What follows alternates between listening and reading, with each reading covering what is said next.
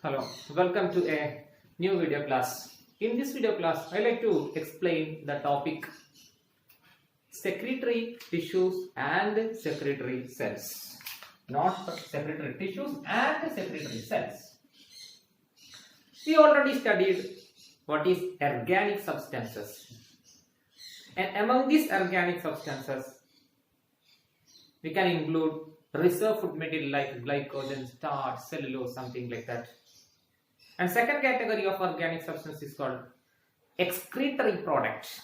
And third category of organic substance is called secretory product, like resins, tannins, mucilage, nectaries. All these things belongs to coming under the category of secretory material. And these secretory materials are either produced by tissues. Then such type of tissues are called secretory tissues. Whereas some secretory products are produced by cells instead of tissues, they are produced by cells. Then such type of cells are called secretory cells. So here we are going to study these secretory tissues and secretory cells in detail. Okay. So first of all, we can classify that secretory tissues into two major categories. One is called external secretory tissues and second one is called internal secretory tissue system. Here we are only mentioning secretory tissues, we are not mentioning secretory cells, but during the explanation of this topic, we can study that secretory cells also. So this external secretory tissues means some secretory tissues are usually found on the external part of plant part. For example, on the external part of leaf, stem, flower, something like that. So that secretory tissues are found externally or the morphology. We can able to see that secretory tissues because they are found at the external part or outermost part of the plant part. Whereas second one is called internal secretory tissues. From the word itself, we can understand that is usually found within the inner part of plant. We cannot able to visualize such kind of internal secretory tissue from outside. We have to take cross section, then only we can able to see such kind of tissues because they are found within the plant, whereas it is found on the surface of plant part. That is why you can see. And this external tissue system again broadly classified into three categories. One is called glandular tissue system or glandular trichome. We can say that glandular tissues or glandular trichome. Second one is called nectaries and third one is called hydathodes. Among this includes internal secretory cells, or we can say that it is simply a cell. That is why it is an idioblast. Here this is not a tissue, actually it is a cell. That is why it is a secretory cell, that is called idioblast. And second one is called secretory cavities and duct. And third one is called latticifers. They are mainly responsible for the secretion of latex. We can see a lot of milky secretion in different variety of plants, in different families of plants. For example, you can see Euphorbiaceae. You can see in case of heavier brasiliensis rubber plant, something like that. Okay. So let us move into the first topic, that is glandular tissue or glandular trichomes. Glandular tissues or glandular trichomes are either unicellular or multicellular. In origin, they are either unicellular or multicellular. And second one is that they have a specific stalk. They have a stalk and a head region. Such kind of tissues are called glandular tissues or glandular trichome. They may be either unicellular or multicellular. They are usually emerges from the epidermal tissue system or a tissue system which is present just below the epidermis, that is They are either epidermal tissue system or just below the epidermis, that is just below the epidermis, that is called hypodermal in origin or subepidermal in origin. We can say that it is either epidermal in origin or subepidermal in origin. And this head region is covered by a thick layer of cuticle. This is surrounded by a thick layer of cuticle. You can see this is surrounded by a thick layer of cuticle. In between the cell wall of this head region and cuticle, we can find numerous secretory material. And that secretory material releases out by the rupture of this cuticle. That is the mechanism working behind this glandular trichome and glandular tissue system. And we have a lot of examples for glandular tissue system. When we take Drosera, that is Venus flytrap, it is a carnivorous plant or insectivorous plant. That Drosera contains numerous glandular trichome or glandular tissue system. That glandular trichome or tissue system is called tentacles. That is called tentacles. Especially it is called tentacles. So that is mainly responsible, that secretion actually a digestive enzyme which can able to digest the insect. And like that we can see salt gland. We can see salt gland in case of mangroves. This is tentacles is a special type of glandular trichome present in case of Drosera or Venus flytrap. It's an insectivorous plant. Like that, we can also see the mangrove.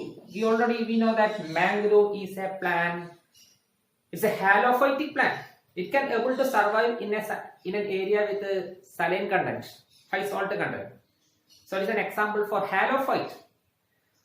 So that plant need to eliminate excess salt from the body through the lower surface of leaf. For that, their lower surface also contains a special type of glandular tissue system. That glandular tissue system is called salt gland that secrete salt through the lower surface of its leaf. So it is also an example for glandular tissue system. And when we move into the second category, that is called nectaries. Nectaries is a secretory tissue which is mainly responsible for the production of nectars. Nectar, we know that nectar is a sugary material containing mainly glucose, fructose and sucrose. That nectars are produced by a tissue system called nectaries. Usually that nectaries or nectar producing gland classified into two major categories. One is called floral nectaries and second one is called extrafloral nectaries. Among these, floral nectaries are usually epidermal or hypodermal in origin, and extrafloral also like that. Both are epidermal or subepidermal in origin, but floral nectaries are usually found at the base of ovary. We know that this is ovary, style and stigma. At the base of ovary, you can say this is floral nectary. Or we can also say that it is present at the base of stamen or andrecium. Or we can say that it is present over the thalamus. Thalamus, we know that thalamus is the expanded portion of pedicel. So such type of nectaries secrete nectars to attract the pollinating agents like insects. So in simple term, we can say that nectars act as the reward for pollination. It acts as the reward of insect for pollination. Whereas in case of extrafloral nectaries, they are also epidermal and subepidermal in origin, and they are also multicellular. They are usually found at the pedicel of flower and the petiole of leaf. They are usually found there.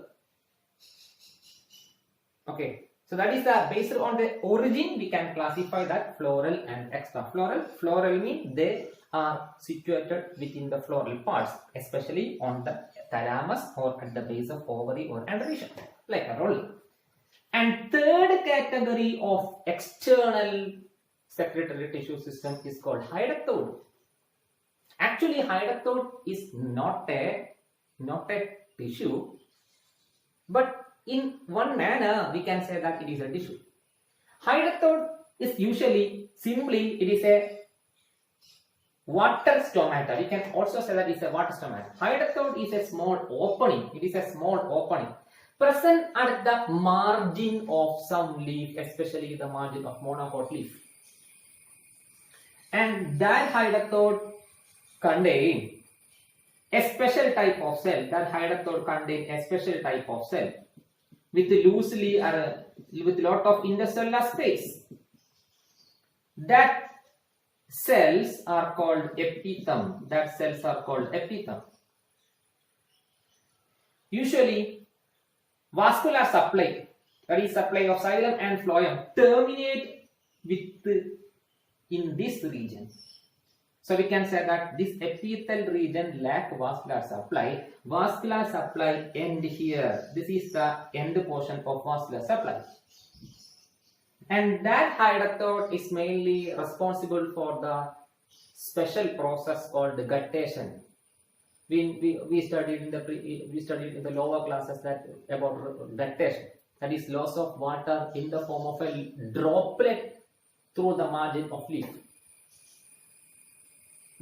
Through the margin of a leaf with the help of a special opening. That special opening is called hydathode. So it is also a secretory tissue, but actually it is a water movement. It is a small opening for the movement of liquid droplets. But due to the presence of this kind of cells, we can also say that it is a specialized secretory tissues. That is secretory tissue is called hydathode, and that hydathode contains lot of loosely arranged cells called epitheme. That epitheme vascular supply terminates within that epitheme. Okay.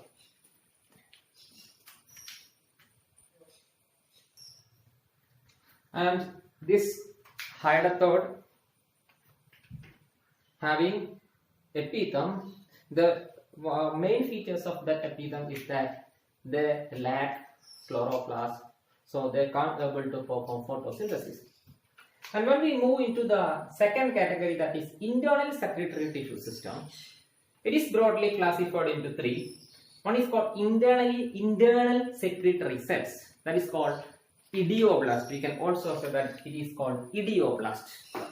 And second one is called secretory cavity. We already discussed all the details regarding with the idioblast during the previous class, while we were discussing about organic substances.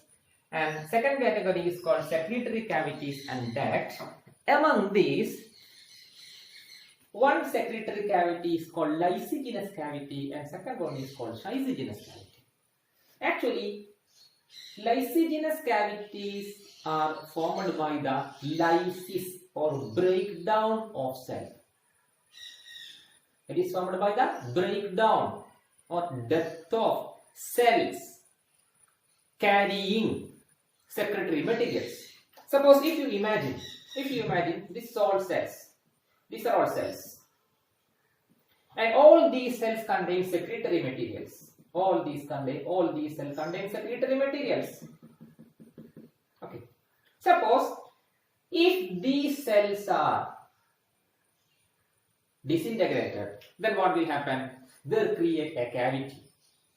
And that cavity contains secretory materials within the secretory material that was previously found within this dead cell. So when the cells get disintegrated, they'll create a cavity filled with secretory materials of that disintegrated cells.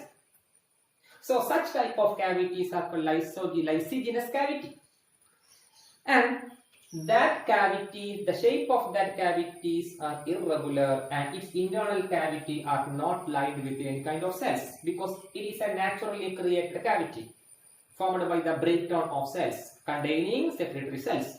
Whereas second category of secretory cavities and ducts are called schizogenous cavity.